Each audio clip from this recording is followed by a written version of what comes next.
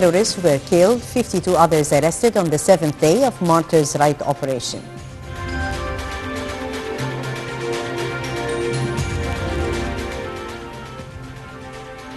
And the occupation forces break into Al-Aqsa Mosque compound in occupied Arab East Jerusalem for a second consecutive day.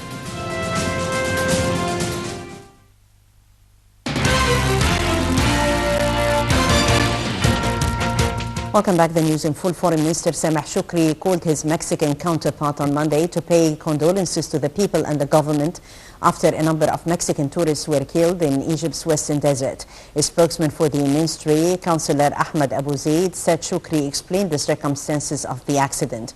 Earlier, the Foreign Ministry expressed sorrow for the accident in which 12 people died and 10 others were injured, including Mexican tourists in the western desert. The Interior Ministry said it opened an investigation to probe the accident, but said the tourist group was in an unauthorized place for tourism.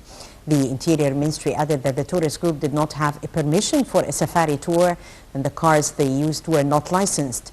The ministry announced on Sunday during a joint security campaign by the armed forces and the police to chase terrorist elements in the western desert. The forces dealt with 4 vehicles in an unauthorized place, killing 12 people and injuring 10 others.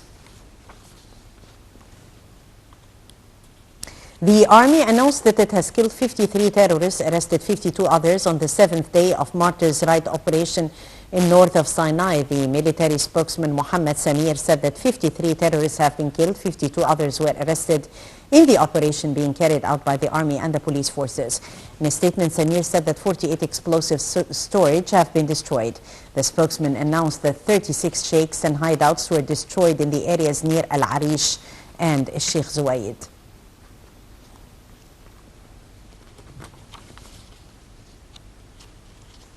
Prime Minister-designate Sharif Ismail continued his consultations to form a new cabinet. On Saturday, President Al-Sisi assigned him to form a new cabinet within a week. Ismail said that the president assigned him to focus on several priorities, including the budget deficit, developing public services, and implementing mega projects.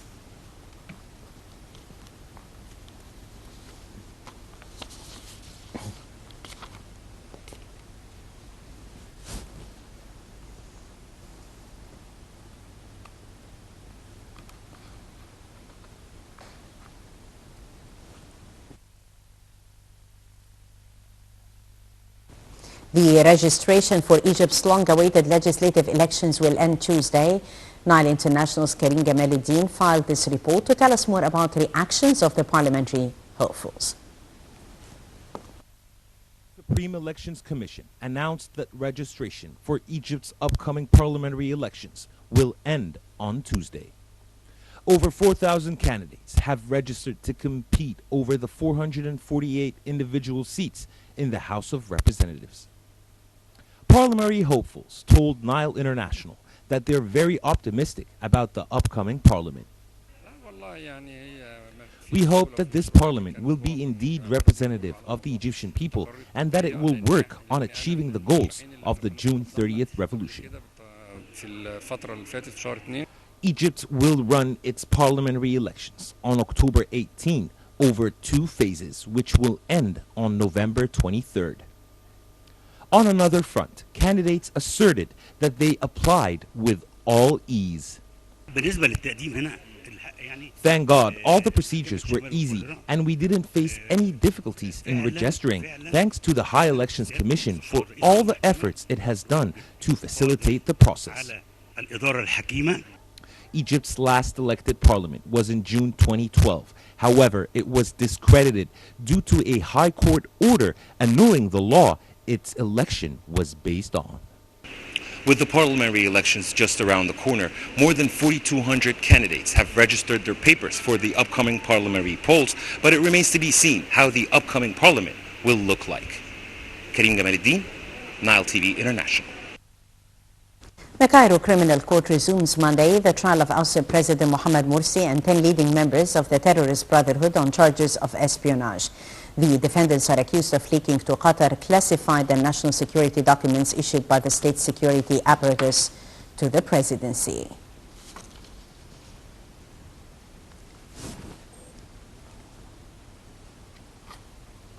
And the Israeli occupation police broke into Al-Aqsa Mosque compound on Monday. For the second straight day, the clashes then broke out on the hilltop complex with booms heard from outside the gates. As the occupation police broke into the compound, the youth fled inside the mosque and threw stones at the force. The occupation police said that 5 protesters were arrested in the compound and visits by Jews celebrating the Jewish New Year were forced. Another 4 were arrested in skirmishes between the security forces and the protesters in the surrounding alleys of occupied Jerusalem. The police fired stun grenades while hitting and kicking demonstrators and journalists. The Muslim protesters are opposing the Israeli plans to change rules governing the site, with far-right Jewish groups pushing for more access to the compound and even efforts to fringe organizations to erect a new temple. Israel further occupied East Jerusalem, where Al-Aqsa is located, in 1967 and later annexed it in a move never recognized by the international community.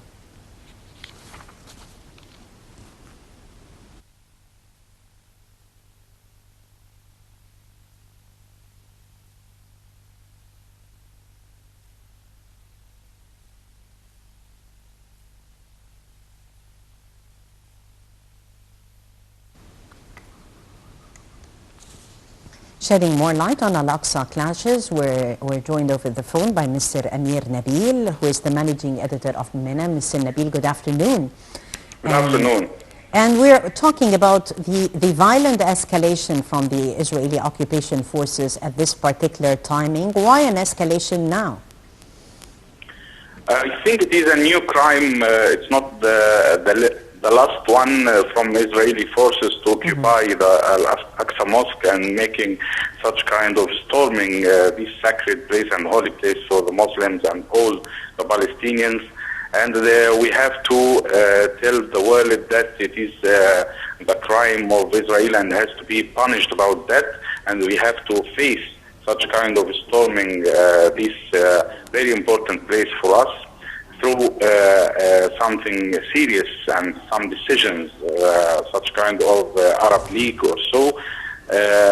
We have to tell the world that these crimes has not to be worked away and has to be punished enough against this crime of Israeli forces. Right. Do you think, Mr. Amir, that there is some sort of a relation between the violence escalation that we are seeing and raising the Palestinian flag at the UN headquarters? Sorry, I can't hear you clearly. Is there a correlation between the escalation of violence and raising the Palestinian flag at the UN? Israeli is trying to find any reason for this kind of procedures and this kind of crimes. Any step coming from the Palestinians, Israeli sees it as a crime, and it has to be punished about that. It's trying to find a way to face the Palestinian and punish them about any behavior here or there. But we have to be clear enough about our decisions against the Israeli crimes. Right. Mr. Amir Nabil, Managing Editor at MENA, thank you so much for talking to us on Panorama News. To Yemen, where the Saudi-led coalition announced that 5 Saudi soldiers died in the line of duty while protecting the nation's borders. It appeared to be the largest single military loss in the border region that was announced by the coalition since March, when it began action in Yemen against the Houthis.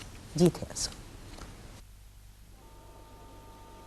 The Saudi-led coalition said that 5 Saudi soldiers have died on the border with Yemen as forces inside Yemen began a major offensive against Houthi militia. The coalition statement did not say how the army soldiers and 4 border guard troops died in the kingdom's southern Najran region or the date of the accident.